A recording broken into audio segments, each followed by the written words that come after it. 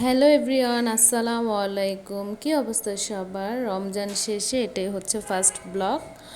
দেন এই যে সকালবেলা নাস্তার প্রিপারেশন নিয়ে নিয়েছি। আর এই যে দেখেন, এখানে প্রায় 2 লিটার দুধ নষ্ট হয়ে গিয়েছে, ফ্রিজে রাখতে ভুলে গিয়েছি। দেন নাস্তা নিয়ে চলে আসলাম। এখানে ছিল গরুর মাংস, সেমাই এবং সাদা রুটি। আর রমজান মাসগুলো আলহামদুলিল্লাহ অনেক ভালো কেটেছে, খাওয়া দাওয়ার ওরকম বেশি চাপ পড়েনি। কিন্তু এখন যেহেতু রমজান মাস না, এখন মেয়েদের কাজকর্ম আরও একটু বেড়ে গিয়েছে। তো এই যে সাদা সাদা মাংস ছিল, একটু শুকনো মরিচ দিয়ে রান্না করেছিলাম, আর সাদা রুটি দিয়ে খেতে ভালোই লাগছিল। যেহেতু আমরা পদ্মার পাড়ে সেদিন ঘুরতে গিয়েছিলাম, আমার হাজব্যান্ড অনেকগুলো গুঁড়া মাছ কিনেছে, যে এক বোল। এগুলো এখন কেটে ধুয়ে পরিষ্কার করতে হবে। এগুলো কমপ্লিট করে চলে আসলাম রান্না করতে। বেগুন আলু দিয়ে সেই ছোট মাছের একটা চচ্চড়ি করেছিলাম, আলহামদুলিল্লাহ অনেক ভালো হয়েছিল।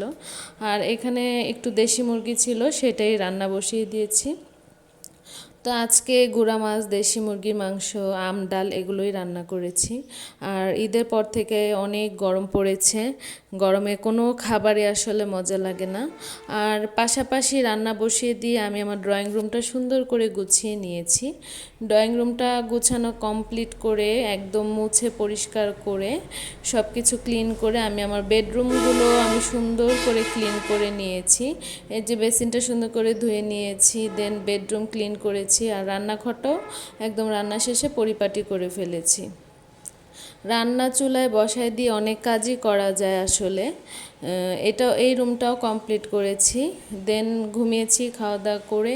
বিকালে একটু মেহেদি ছিল, পায়ে একটু মেহেদি পরলাম, কি আর করব, টাকার কেনা জিনিস ফেলতে মায়া লাগে। দেন সন্ধ্যায় নুডলস বানিয়ে খেলাম। এই যাচ্ছে দিনকাল। আপনারা কেমন আছেন অবশ্যই